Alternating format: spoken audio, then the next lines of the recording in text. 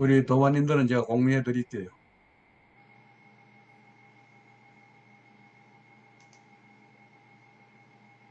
자, 감사드립니다. 1년 만에 뵙습니다. 이렇게 또 함께 기회를 주셔서 예, 초기 불교, 테라와다 불교의 업과 윤회, 재생 연결에 대한 공부를 함께 할 수 있게 돼서 감사드립니다. 작년에 처음 뵙고 나서 몇 번 같이 자해명상, 통찰명상도 한 적이 있고, 그때 가양동에 있는 홍원사에 오셔가지고 몇 차례 하신 적이 있고 해서 낯익은 분들이 계시고 또 뭐 파리사학교 이전의 인연들도 계신 것 같아서 반갑습니다. 그리고 뭐 저랑 같이 또 아침마다 명상 같이 하고 계시는 이 변혁주 총장님도 계시고 여러분들이 같이 동참해 주셔서 오늘 저녁을 좋은 공부를 함께 할 수 있도록 이렇게 노력하겠습니다. 어려운 주제를 저한테 주셨는데 마침 제가 이 주제로 논문을 예전에 썼다가 한 2년 전에 학회지에 발표한 게 하나 있어서 그걸 중심으로 해서 좀 정리를 했고 조금 더 보충해서 재생 연결에 대한 부분을 조금 더 보충해서 이렇게 말씀을 드리겠습니다.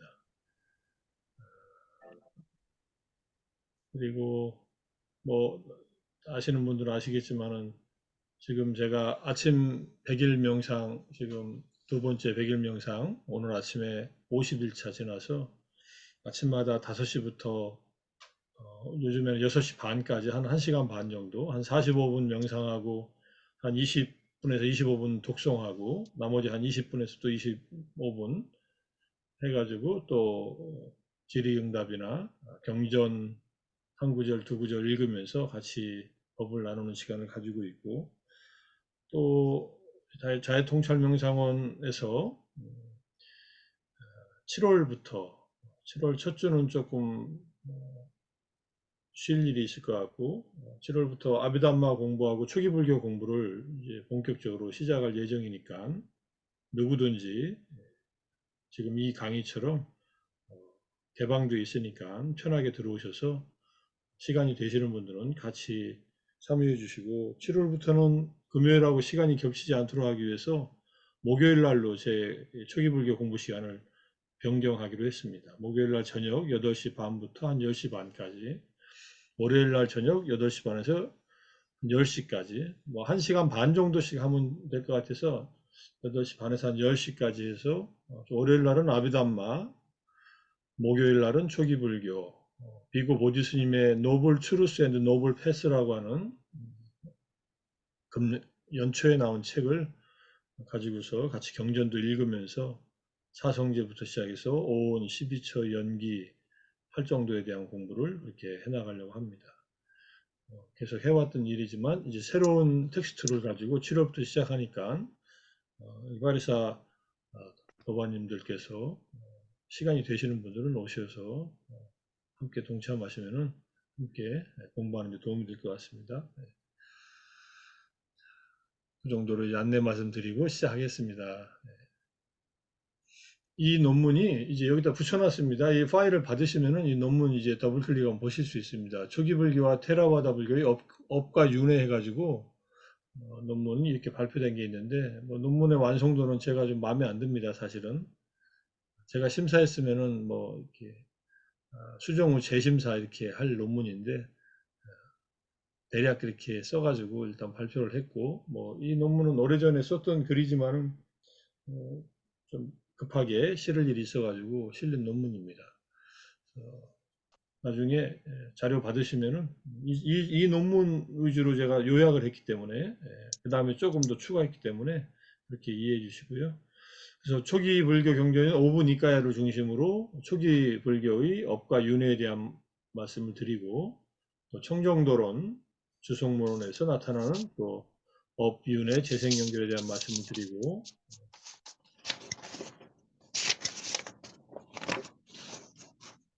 음소거를 좀 해주셔야겠네. 김진주 총장님 음소거를 해주셔야.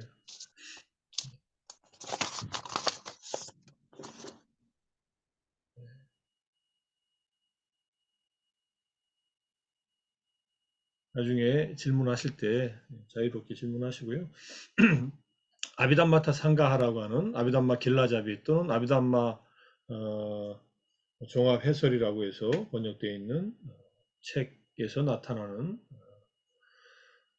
업윤회 재생연결에 대한 말씀을 드리고, 그 다음에 현대 테라바다 불교의 업과 윤회에 대한 이해, 서양 사람들이 연구한 것이 어떤 것이 있고 대표적인 연구와 비판적인 시각으로 볼 것들, 업이 과연 열반과 업의 불교와 열반의 불교가 다르냐, 이런 문제를 가지고 제 나름대로 좀 다르게 보는 사람들과 연결로 보는 그런 학자들이 있어서 그걸 정리하면서 또 제가 보는 입장 설명해 드리겠습니다. 월요일날 7월부터 공부하려고 하는 텍스트가 이 아비담마타 상가하라는 책입니다. 아비담마의 의미들을 다 이렇게 모아놓은 강요집이라고 하죠. 핵심을 모아놓은 그러한 책인데, 이 책을 가지고 공부하는데 어쨌든 우리나라의 번역본이 2개 나오고 또 그 외에 또 다른 해설책들도 여러 권 나와 있어서 어느 정도 공부하기는 좋은 조건이 되어 있습니다. 자, 이제 일단은 이런 흐름으로 목차로 말씀을 드리겠습니다. 일단 초기 불전에서 업에 대한 설명이 정확하게 부처님께서 의도가 업이라고 나는 말한다, 이렇게 말씀하셨어요. 의도, 쨌다나라고 하고요. 이게 깜마. 그래서 사람들은 의도한 후에 몸으로, 말로, 마음으로 업을 행한다. 의도가 업인데 몸으로 하는 행위가 있고요. 의도의 바탕을 두고, 그 다음에 말로 하는 또 언설이 있고, 또 마음으로 여러 가지 생각들을 일으키는 그런 세 가지 신구의 삼업을 짓습니다.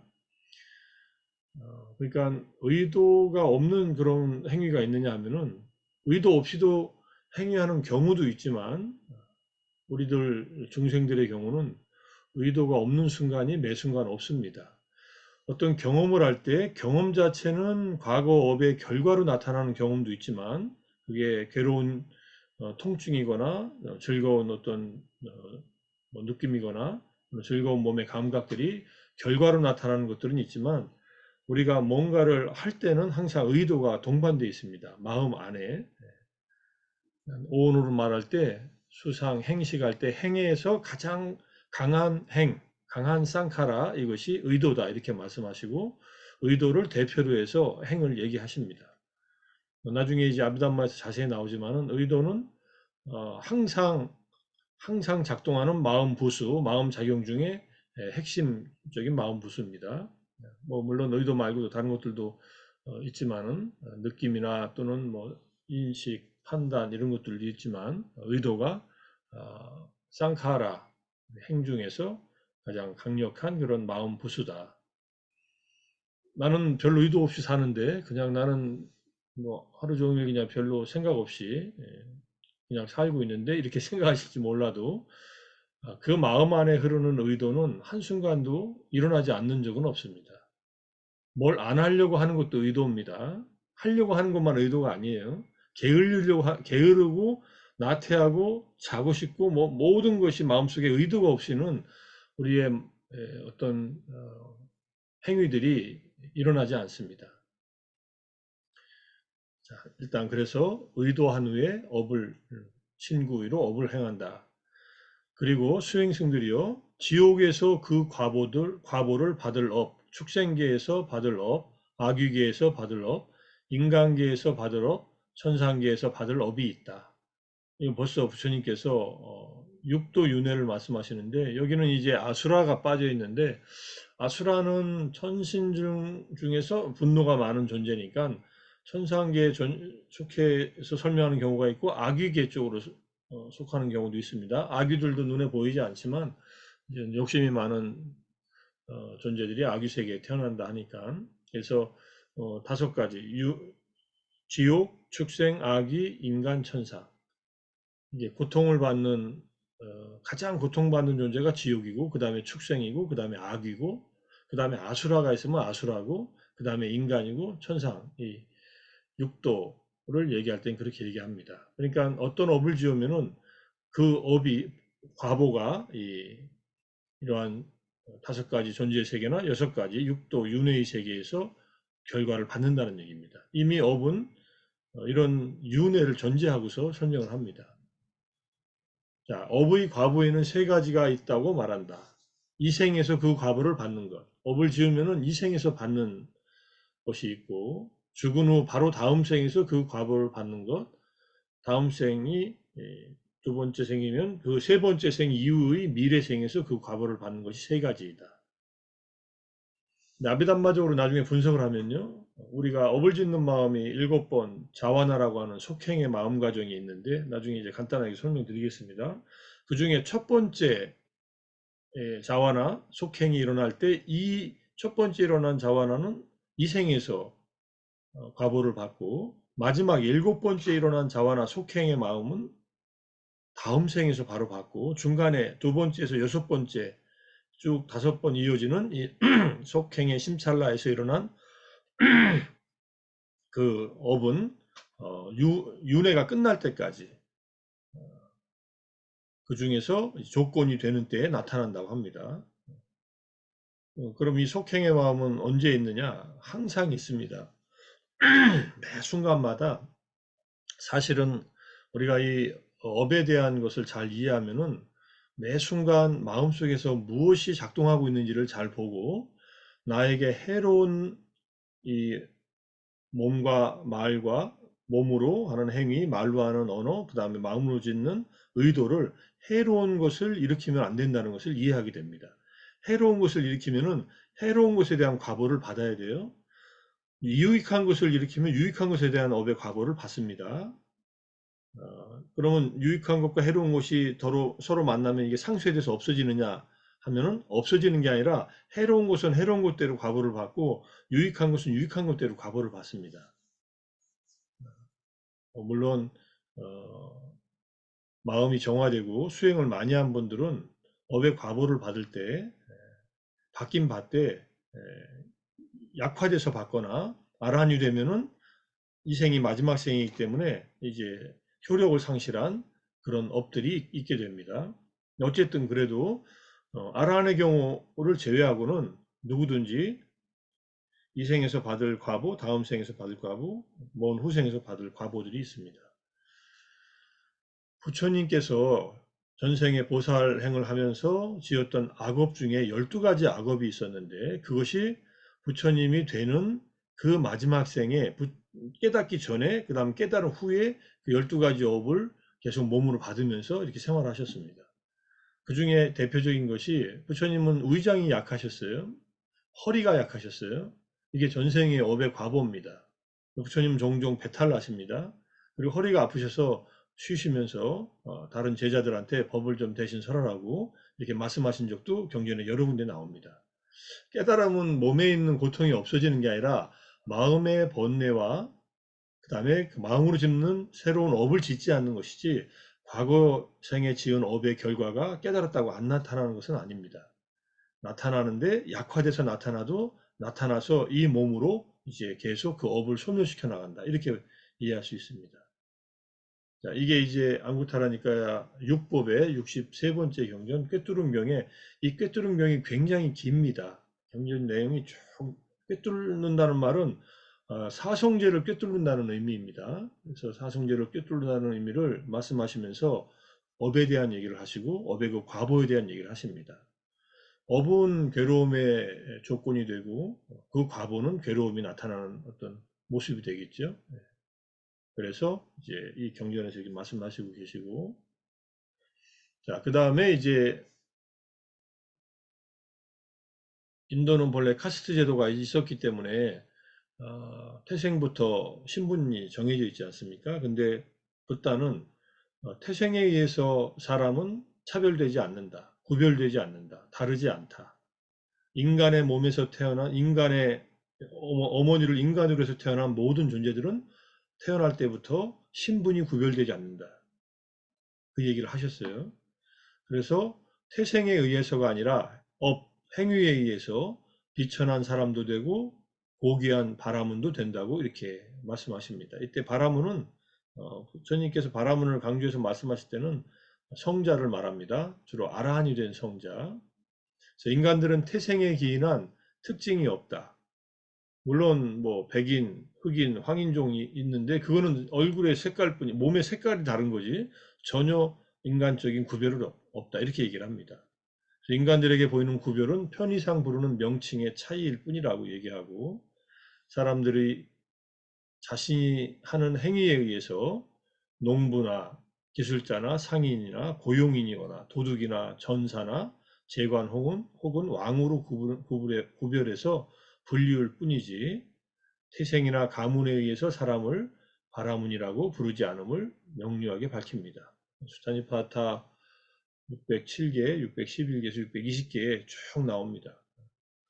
부처님이 이 인간에게는 차별이 없다는 말씀을 하셨지만 사회 개혁을 하는 운동은 안 하셨어요. 아마 그 일을 하셨으면은 깨달음을 얻기 전에는 그 일을 하실 수가 있었을 겁니다. 근데 깨달음을 얻은 이후에 부타는 세속적인 정치적인 행위에 대한 그 생각들을 내려놓으시고 먼 후세까지 지금까지 이어지도록 더 오랫동안 이어지도록 담마를 가르치고 담마를 실현하도록 많은 사람들을 도와줬고 인도 내에서 있었던 불교가 인도 밖으로 퍼지면서 세계적인 종교가 되면서 우리에게까지 한반도로 전해진 지 벌써 1700년 이상이 되니까 우리에게까지 법이 전해져서 우리가 이렇게 부처님의 법을 공부할 수 있는 이런 인연을 심으시려고 그런 정치에 다시 돌아가는 일을 하지 않습니다. 부처님께서 성도하시고 몇 주 후에 마라가 나타나서 당신이 원하는 깨달음을 얻었으니 이제 다시 고향으로 돌아가서 왕이 돼서 백성들을 이제 잘 다스리는 것은 어떠냐 하고 제안을 하니까 부처님께서 곰곰이 생각하시더니 그것은 내가 할 일이 아니다. 정치를 한다면 사람들을 만족시켜줘야 되는데 한 사람을 제대로 만족시켜주기도 어려운 것이 현실이다. 한 사람에게 황금으로 된 산을 준다 하더라도 그 사람은 그걸로 만족하지 못한다. 그러니 정치를 해서 사람들에게 정치가 할 수 있는 이제 복지적인 국가를 만들어 가지고 사람들을 세상에서 행복하게 살게 하는 일을 하는 것 자체가 쉽지 않다는 것을 자각하시고 당신이 깨닫기 전에 서원했던 또 깨달음을 얻고 나서 해야 할 그런 붓다로서의 그러한 전법하는 일을 그렇게 이제 하시게 된 거죠. 저는 그 경전 읽으면서 정치한다는 사람들은 대단한 사람들이다. 부처님보다 더 큰 마음을 먹고 있는 건가? 아니면은 일단 해보자는 건가? 자기는 할 수 있다고 생각하는 건가? 세상을 좀 더 낫게 만들려고 뭐 그런 생각으로 하겠죠, 당연히. 세상을 더 낫게 만든다는 일이 그렇게 쉽지 않은 일일 텐데 한다고 하니 훌륭한 일이긴 한데 애석하게도 우리나라에는 그렇게 존경받을 만한 정치인들이 별로 없었다는 것이 참 안타깝죠. 그만큼 정치는 어려운 일이다 하는 것을 알 수 있습니다. 마음을 공적으로 쓰는 사람들이 정치를 해야 되는데 사적인 자기 이익을 위해서 뭐 오랜 우리나라의 잘못된 정치 관행, 공당 정치나 당파 정치를 하는 것이 너무나 이게 많은 폐단이 있으면서 그걸 벗어나지 못한다는 것이 참 안타까운 일이죠, 사실은. 정치판에 들어가면 안 될 사람들이 들어가 있는데 본인은 모르는 것 같아요. 장기를 바둑을 두면서 자기는 수가 안 보이는데 옆 사람들은 보이잖아요. 그만두라고 하면은 그만두면 훨씬 나을 사람들이 있다는 것도 아마 아실 수 있을 겁니다. 사실은 아라한이 돼서 정치를 하면 좋을 것 같은데 아라한들은 세속적인 일에 대해서 왈가왈부 할 수 있는 마음이 다 없어졌기 때문에 아라한들은 출세간에 이루는 담마의 실천에 그것을 알리는 데 이제 전념하셨다고 이렇게 볼 수 있습니다. 단지 부처님의 전생에 보살도를 닦으실 때에 보면은 정치를 해서 왕이 되거나 또는 뭐 대신이 되거나 여러 가지 일반인으로 있을 때는 보살행을 할 때는 그것을 했다는 것을 보면은 보살행으로서의 어떤 그런 정치를 한다는 것은 충분히 우리가 불교인으로서 있을 수 있는 일이다 이렇게 생각을 합니다. 어쨌든 태생에 의해서 사람은 구별되지 않는다. 여기서 사실은 남자와 여자도 이게 단지 편의상 부르는 명칭의 차이라고 하시는 점도 있다고 보입니다. 근데 여기서 남자 여자를 구별한 건 아니에요, 사실은. 어디에도 뭐 태생에서 어, 태어나면서부터 남자고 여자 아닙니까? 근데 남녀를 구분하시진 않아요.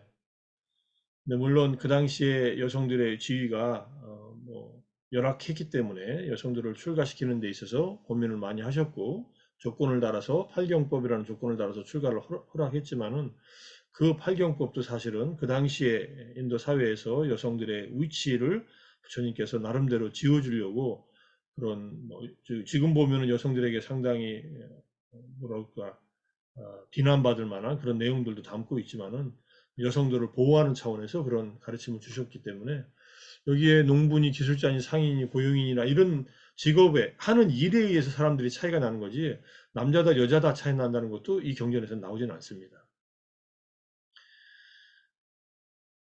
여성들도 수행하면 아라한이 될 수 있다고 하는 그 사실을 확인하고 부처님께서 여성들의 출가를 이제 허락한 것도 그런 의미에서 여성들도 얼마든지 번뇌를 소멸한 아라한이 될 수 있다는 것, 많은 아라한들이 부처님 당시 때 나와서 우리가에게 전해지고 있는 테리가타 장로니 경에서는 비구니 스님들, 아라한이 된 비구니 스님들의 활약상들이 또는 개송들이 거기에 실려 있습니다. 자, 업의 상속. 세상은 업에 의존해서 존재하고 인간도 업에 의존해서 존재한다고 얘기를 합니다. 생명 있는 존재, 중생들은 모두 업에 묶여 있다. 달리는 마차가 차축에 연결되어 있듯이 수타니파타에 나오는 개성입니다. 업에 묶여 있다는 말, 이 말을 이제 밑에서 이렇게 또 자세히 설명합니다. 모든 생명 있는 존재들은 자기가 지은 업을 자기 것으로 하며 자기가 지은 업의 상속자이고 업을 모태로 하여 태어나며 업을 친척으로 하고 업을 의지할 것으로 한다. 유익한 업이거나 해로운 업이거나 그 어떤 업을 짓더라도 그들은 자신의 업의 상속자가 된다. 업을 주인으로 한다. 이런 말도 되고요. 깜마 사카라는 말이 있습니다. 업을 주인으로 한다. 그러니까 유익한 업을 지은 자는 유익한 업의 상속자가 되니까 거기에 따른 좋은 과보들이 생기겠죠. 해로운 업을 지은 자는 해로운 업의 상속자가 되니까 거기에 따른 응당 과보를 받겠죠. 업에 대한 얘기를 지금 계속 하지만, 이 업은 아까 의도라고 했으니까 의도라는 측면을 잘 이해하시면서 내가 지은 업들이 내가 의지할 것이다. 이 말은 굉장히 핵심적인 말입니다. 업은 과거에 지었고 지금 매 순간마다 의도로서의 업을 짓고 있지 않습니까? 그러니까 과거에 지은 업은 지금 나타나고 앞으로도 나타나겠지만, 지금 새롭게 짓는 업은 지금 이후에 나타나요, 결과가. 불교의 업설의 핵심 포인트는 거기에 있습니다. 매 순간 새로운 업을 짓고 있다는 것. 매 순간 새로운 악업을 질 수도 있고 새로운 선업을 질 수도 있다는 것. 그래서 매 순간 유익한 업을 짓도록 부처님은 꾸준히 지속적으로 사람들에게 유익한 업을 가르쳐 주셨어요. 그게 우리가 배운 계율을 지키는 일, 보시하는 일, 수행하는 일, 이런 일들입니다. 팔동도를 닦는 일, 육바라밀을 닦는 일, 모두 다 선업입니다. 그러니까 그 유익한 업을 닦아서 유익한 업의 상속자가 되라. 유익한 업을 의지처로 하라. 이렇게 말씀하신 겁니다. 누가 대신 나를 위해서 대신 업을 지어줄 수 있는 방법은 없습니다. 업은 각자의 마음속에서 일어납니다. 물론 이건 뭐 개인적인 업인데, 공업과 뭐 불공업이 있다고 할 때, 공업이라는 것은 함께 짓는 업입니다.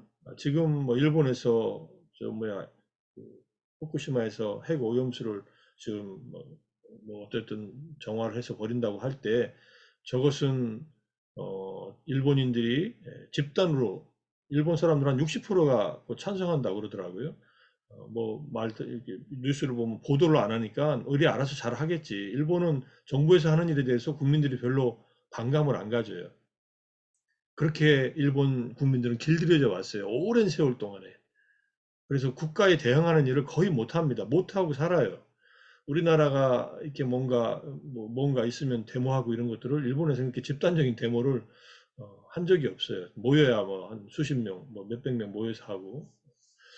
그래서 일본 사람들은 그러니까 뭐 이걸 반대하는 사실은 몰라서 그렇다면은 그거는 작은 업이 되겠지만 이게 일본인들의 공업이 될 겁니다. 그래서 일본에 많은 피해를 주고 또 우리나라에도 또 전 세계적으로 태평양 도서 지역에 단기간에 이건 피해가 아니라 장기적으로 결국 피해가 오겠는데 어쨌든 그런 것은 공업이면서 사업이 될 수도 있습니다. 반대한다면 공업은 안 되겠지만은 자, 어쨌든 초기 불교에서는 주로 개인적인 업을 중요하게 생각하면서 얘기를 합니다. 근데 당연히 함께 짓는 업들도 있습니다. 우리가 서로 함께 이렇게 공부하고 서로 이 탁마하는 이것은 함께 짓는 공업으로서의 선업입니다. 저는 설명해서 유익한 업을 지금 행하고 있는 거고 지금 이줌 강좌에 참여해서 제 이 강의를 들으시는 분들은 법을 이해하려고 하는 그런 의도를 가지고 선업으로 지혜를 증장시키는 그런 업을 지금 짓고 있는 겁니다. 그러니까 지금 지은 이 순간순간에 공부하고 하는 이 업은 나의 의지처가 되는 거예요. 내 마음의 의지처가 되는 거예요. 의지처를 잘 만들어야죠. 의지처를 좋은 업을, 유익한 업을 매 순간 잊지 않고 지어서 계속 이게 유익한 업을 축적해 나가면은 유익한 업을 짓는 순간순간에 새로운 과보들이 만들어지는데, 과보들이 만들어질 조건들이 만들어지는데, 유익한 업을 짓는 동안에는 해로운 업의 과거에 결과들이 나타나기가 쉽지 않습니다. 열심히 수행하고 정진하는 분들한테는 과거에 지은 업의 결과가 나타날 때 약화돼서도 나타나지만 잘 안 나타나다가 나중에 이제 나타나서 이제 풀어지고 해소가 되지만은 그래서 업은 마음에서 일어나는 의도지만은 결국은 모든 존재들은 그 의도를 의지처로 해서 살아간다. 이렇게 이해하면 될 것 같습니다. 이런 핵심적인 가르침이죠. 욕망에서 비롯된 업, 분노에서 비롯된 업, 무지에서 비롯된 업이 있다. 그래서 이 탐진치에서 비롯된 업은 바로 현생이거나 다음 생이거나 먼 후생에 자신이 지은 업의 과보를 받는다. 이렇게 설명한 겁니다. 탐진치의 근거에서 업이 일어났으면 이건 당연히 악업을 지었겠죠. 이게 삼불선근이라고 합니다. 해로움의 뿌리다. 우리 마음속엔 탐진치의 잠재 성향이 이미 깃들어 있고 태어날 때부터 있습니다. 근데 세 가지만 있다면 우리가 뭐 이 탐진치를 극복할 수 있는 길이 없잖아요. 다행스럽게 탐진치가 없는 무탐무진 무치의 세 가지 조건도 같이 갖고 있습니다. 탐진치, 무탐무진 무치. 이 6개가 이제 뿌리 조건이라고 합니다. 해뚜 빠짜야라고 해서 아비담마에서 인간은 탐진치의 성향과 무탐무진 무치의 성향이 함께 있다. 탐진치의 성향이 가장 강할 때 지옥으로 가고 무탐무진 무치의 성향을 극대화시켜서 이걸 탐진치를 완전히 없애버리면 아라한이 되는 겁니다. 아라한과 붓다가. 그럼 우리는 인간으로 태어난 우리는 적당히 같이 있습니다. 대부분은. 탐진치가 강한 성향도 있고 탐진치가 약한 성향도 있고 여기 계신 분들은 탐진치가 적어도 불법을 만나서 정진하고 공부하고 수행하고 있다면 탐진치를 약화시켜 왔고 이 생에 태어나기 이전에도 붓다의 담마, 붓다의 법과 인연이 있었기 때문에 지금 이 생에도 또 만나고 있고 먼 전생일 수도 있고 바로 직전생일 수도 있고 법으로 우리가 함께 공부할 수 있는 인연은 굉장히 유익한 업을 짓는 인연이다. 이렇게 볼 수 있습니다. 이게 지금 간단한 일이 아닙니다. 지금 이 시간에 우리가 같이 모여서 이렇게 공부할 수 있는 것은 쉬운 일이 아니다. 이렇게 생각해도 좋을 것 같습니다.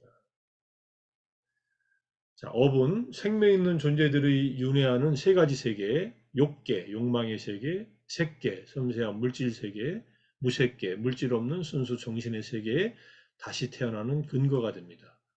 근데 이제 업 앞에는 번뇌가 있습니다. 이제 조금 이따 말씀드리겠지만 요 밑에 무명과 가래라는 번뇌가 있습니다.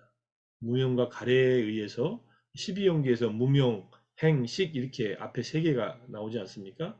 무명과 가래가 있어서 업을 지으면은 재생연결식이 생겨나서 윤회를 한다. 이런 의미예요. 아주 간단하게 뭐 여러 가지 해석이 있지만은 하나의 해석을 하면은, 그래서 업을 지으면은 그 업에 상당하는 욕계, 색계, 무색계에 갑니다. 요건 뒤에 가서 더 자세하게 말씀을 드리겠습니다. 어쨌든 우리는 업을 짓고 살 수밖에 없고요. 업을 안 짓는 존재는 아라한, 붓다, 벽집을 밖에 없습니다. 아라한이 되고 붓다가 되면 업을 짓지 않습니다. 그분들은 삶을 의도도 없이 뭐 그냥 삶을 어떻게 사느냐 이렇게 생각할지 몰라도 행위는 합니다. 정화된 행위, 정화된 말의 행위, 몸의 행위, 그 다음에 마음의 행위는 하는데 그것이 업이 되지 않아요. 단지 작용만 하는 마음이라고 하는 그런 마음의 상태로서 행위를 합니다.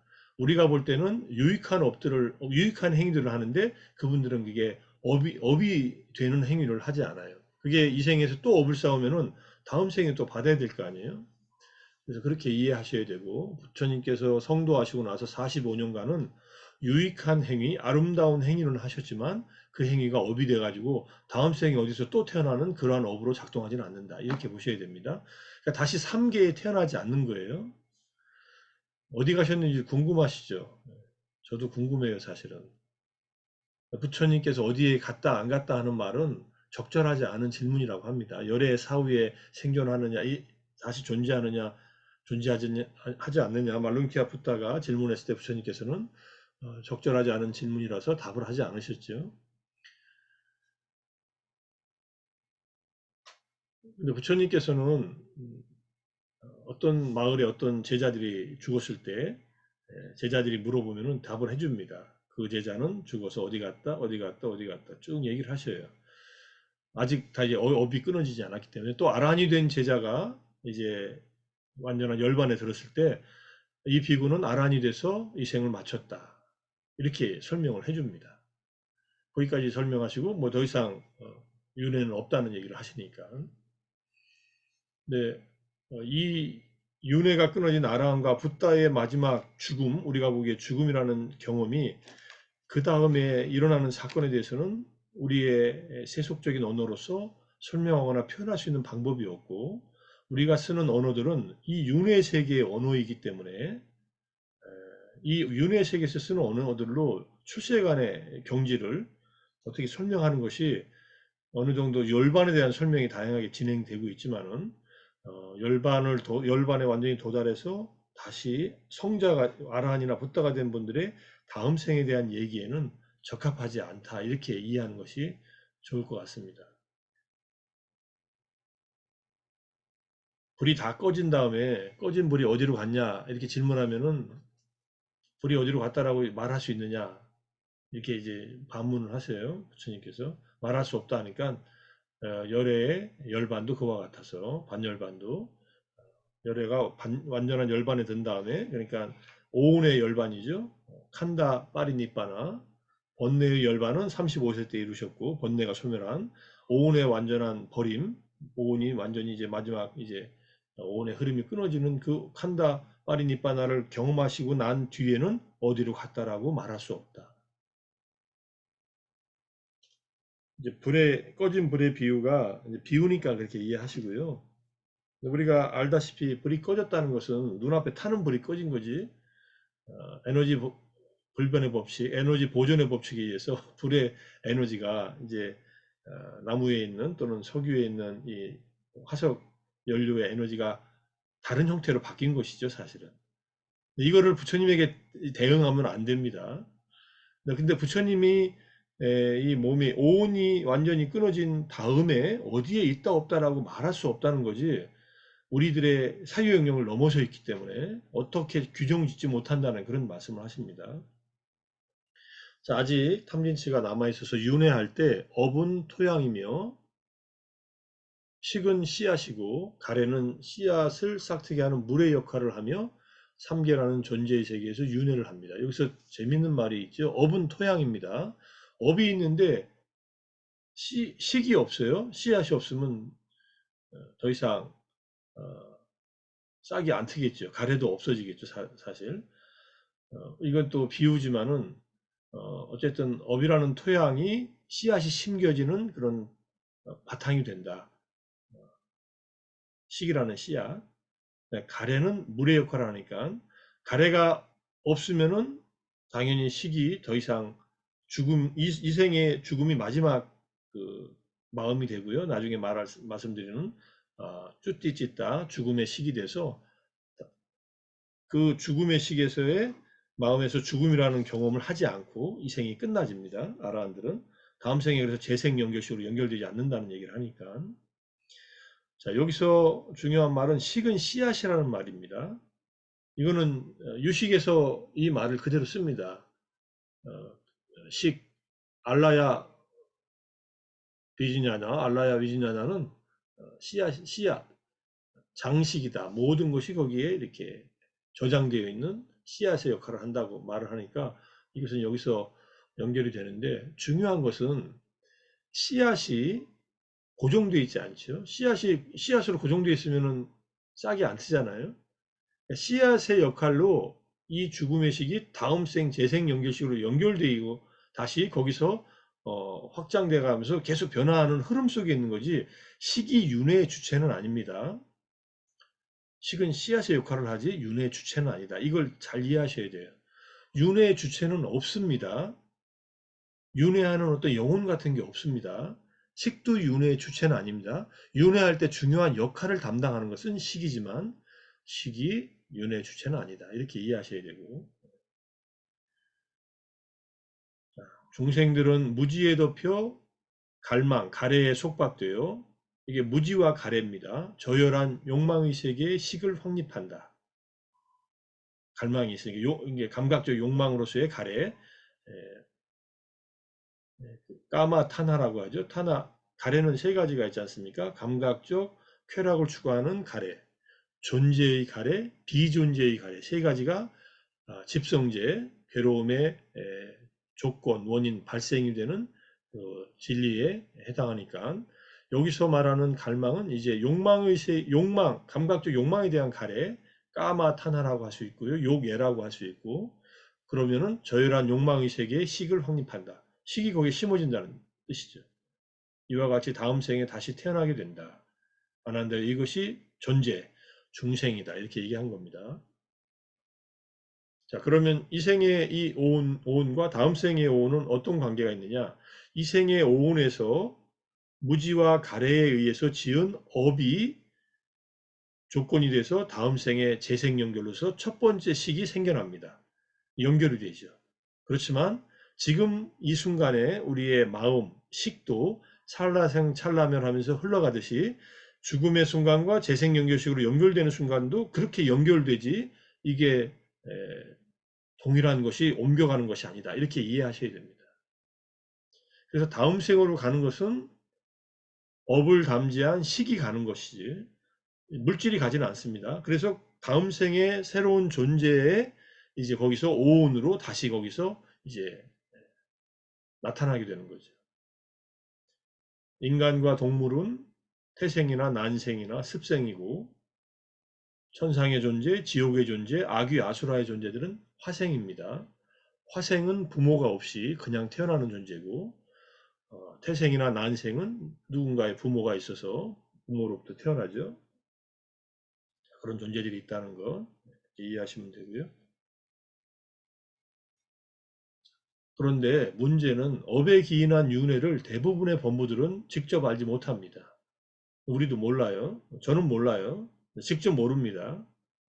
그런데 수행을 해서 범부라 하더라도 삼매를 닦아서 사선정을 얻고 그 다음에 과거생을 하는 숙명지, 숙주수념지라고도 합니다. 과거생에 어떤 존재였는가, 어떤 사람이었는가, 어떤 생명이었는가를 아는 숙명통을 하거나 죽은 후에 태어날 것으로 아는 천안통을 하거나 이건 자기가 죽은 후에 태어날 것을 아는 게 아니라 다른 존재들이 죽은 후에 어디서 태어날 것이 이게 보는 거예요.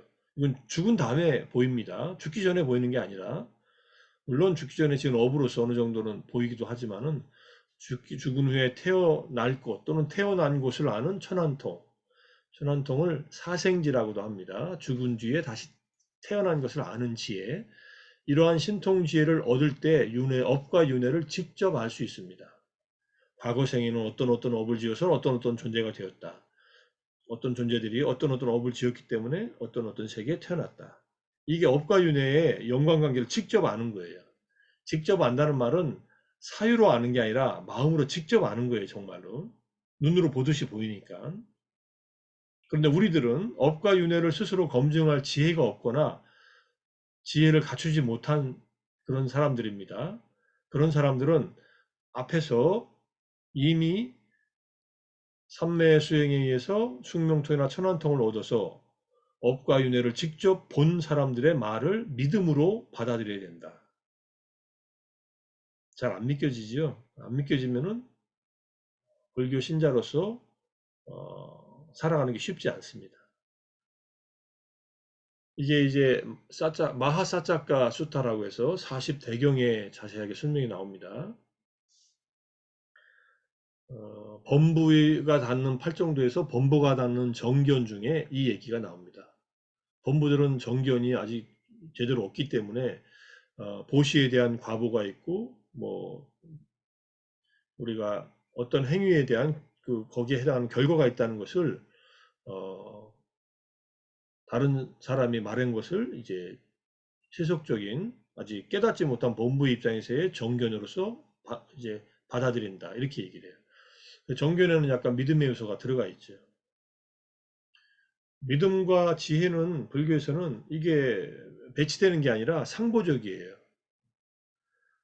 근데 믿음을 처음부터 일으키기 어렵지 않습니까? 우리 보통 사람들은. 그럴 때는 알려고 해야 돼요. 지혜를 하고 이해하려고 노력을 하고 계속 보고 여러 가지 사례들을 보면은 이해할 수 있는 측면들이 많이 생깁니다. 요즘에는 불교 외에서도 임사체험에 대한 얘기 많이 하고 뭐 유치이탈 체험이나 아웃 오브 바디 익스피리언스나 또는 니어데스 익스피리언스 근사체험 같은 것을 의학적으로 연구한 사례들도 많이 있기 때문에 요즘에 또 어, 유튜브에 보면 죽음에 대해서 강의하시는 이화여대 종교학과 명예교수님 최준식 교수님이죠. 네, 최준석은 서강대 철학과 교수님이고 최준식 교수님의 다양한 강의들이 BTN에서 아주 그냥 편하게 말씀들을 많이 하세요. 근사 체험한 사람들을 보면은 죽음 뒤에 뭔가가 있었고 다시 살아 돌아와서 그 체험을 한 사람들의 삶의 태도가 바뀌어진다는 것을 이제 너무나 많은 증거들이 있으니까 그런 얘기들을 많이 하고 있으니까 그래도 내가 직접 체험한 건 아니죠. 그 사람이 직접 체험한 거죠. 물론 근사 체험에 대한 의학적인 다른 견해들이 있을 수 있습니다. 의사가 근사 체험하고 와서 천국에 갔다 왔다고 기독교적인 그런 얘기를 한 의사도 미국에 있었지 않습니까?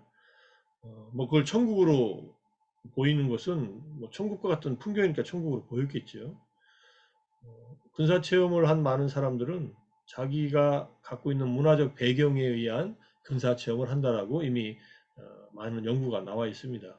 기독교인은 본 것을 천국이라 생각하고 불교인들은 본 것을 극락이라 생각하든지 이렇게 생각한다고 하니까 무엇을 봤든 자기가 알고 있는 것을 통해서 해석하는 것이 우리들의 기본적인 입장이니까 그건 어쩔 수 없습니다. 극락이 따로 있고 천국이 따로 있는 게 아니라 각자가 경험한 세계 속에서 행복한 어떤 세계를 보면은 이게 극락 세계다, 이게 이제 천국이다 이렇게 얘기하겠죠.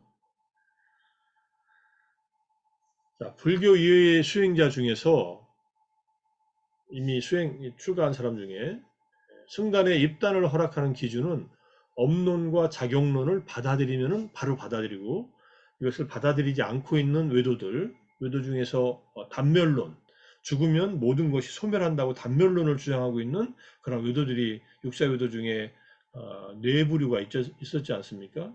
세 부류네, 세 부류. 세 부류인가 네 부류인가.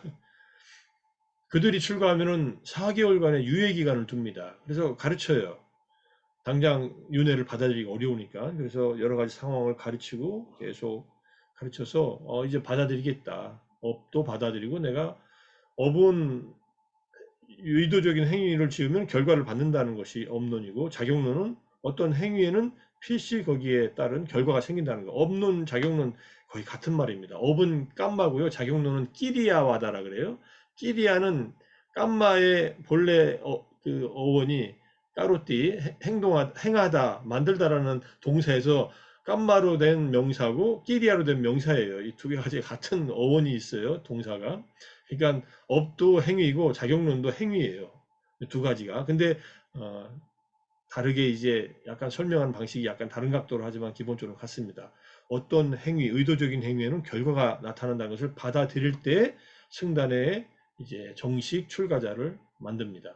그런 얘기가 사례가 경전에 나와요. 근데 업론과 자격론을 받아들이지 않으면은 정중하게 다시 내보냅니다. 당신은 출가할 수 없다. 나 출가하고 싶다 그래도 안 된다 그래요. 왜냐하면은 업과 자격론을 받아들이지 않고 불교 수행을 할 수가 없어요. 하더라도 막힙니다, 중간에. 자기가 한 행위를 스스로가 받아들이지 않고 믿지 않고 어떻게 수행을 해요? 내가 삼매를 닦고 지혜를 닦으면은 해탈을 할 수 있다. 이게 불교의 기본적인 과정이잖아요. 계를 바탕으로 해서. 근데 이거 전부 다 업과 행위에 의해서 설명하는 거예요. 계를 왜 지키느냐? 계는 너한테 유익하니까, 유익한 행위니까. 삼매도 유익하고 지혜도 유익하다. 이거 업론과 작용론을 안 받아들이면 아예 발을 뗄 수가 없죠. 그러니까 내보내는 거예요. 불법 안에 젖어들기 어렵기 때문에. 뭐 나가서 다시 공부하다가 다시 들어올 수도 있으니까. 그래서 업에 대한 입장은 붓다의 가르침을 더 진전되게 배울 수 있는 하나의 관문과 같은 입장이었습니다. 특히 출가한 사람들한테는. 불교에 출가한 사람이 아니라 외도로 출가한 사람. 자, 이게 이제 초기 불교에 대한 말씀을 드렸습니다. 우리가 지금 한 1시간 정도 얘기한 것 같은데, 혹시 여기까지 얘기 중에서 파워포인트는 8장밖에 안 했어요. 앞으로 할 얘기가 좀 복잡한 얘기가 많은데, 어떻게 할까요? 계속 할까요? 조금 쉬었다 할까요? 그냥 할까요? 네, 뭐 별 얘기가 없으신 거 보니까 우리 변총 너무 피곤하신데 조금 쉬었다 하시도 안 괜찮겠습니까? 회장님, 저는 앞으로 회장님 그 음소거 저는 예, 조금 저 교수님 예, 아주 그 유익한 내용이 정말 많으신데 한 7, 8분 쉬다 하죠. 그러시죠 그러면. 예, 차한잔 하시고 대중의 뜻을 교수님 따르겠습니다. 저기 물도 한잔 하시고 예, 예, 한잔하고 다시 오겠습니다. 예. 예,